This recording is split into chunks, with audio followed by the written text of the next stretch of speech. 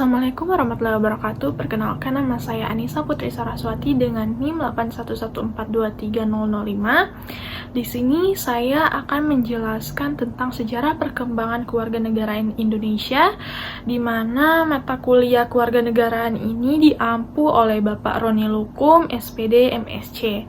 Berikut adalah penjelasan mengenai materi perkembangan sejarah kewarganegaraan di Indonesia. Yang pertama ada masa penjajahan Belanda. Belanda pertama kali menginjakan kaki di tanah Nusantara pada abad ke-16. Namun, masa penjajahan Belanda tidak dimulai saat itu. Proses penjajahan dilakukan berupa proses ekspansi politik dengan lambat, bertahap, dan berlangsung hingga beberapa abad. Yang kedua ada pergerakan nasional. Masa pergerakan nasional adalah masa berakhirnya perjuangan bersifat kedaerahan dan dimulainya perjuangan yang bersifat nasional.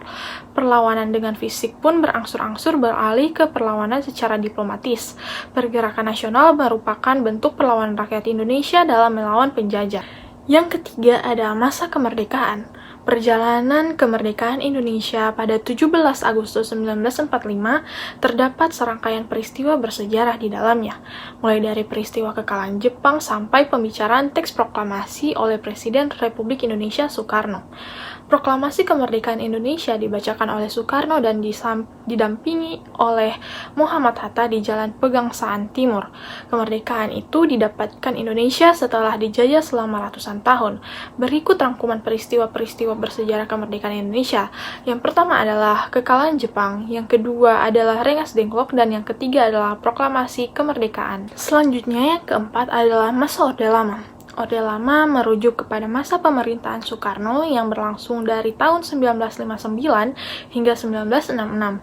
Istilah Orde Lama mulai digunakan sejak era Orde Baru untuk membedakan rezim Soekarno yang dianggap lama oleh Soeharto sebagai Presiden Indonesia di era Orde Baru.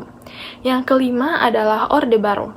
Orde Baru seringkali disingkat Orba, adalah sebutan bagi masa pemerintahan Presiden kedua Indonesia, Soeharto, yang menggantikan Orde Lama Presiden sebelumnya, Soekarno. Lahirnya Orde Baru diawali dengan dikeluarkan surat perintah 11 Maret 1966. Orde Baru berlangsung dari tahun 1966 hingga 1998. Yang keenam, ada masa reformasi. Reformasi yang ada di Indonesia sendiri terjadi pada tahun 1998, di mana merupakan awal kejatuhan Orde Baru setelah adanya gerakan reformasi dari berbagai elemen masyarakat. Reformasi yang terjadi tersebut disebabkan semakin banyaknya krisis yang terjadi seperti politik, ekonomi, hukum, sosial, dan juga krisis kepercayaan masyarakat terhadap pemerintahan yang ada. Sekian materi yang dapat saya sampaikan, lebih dan kurangnya mohon dimaafkan. Wabillahi taufiq wal hidayah. Wassalamualaikum warahmatullahi wabarakatuh.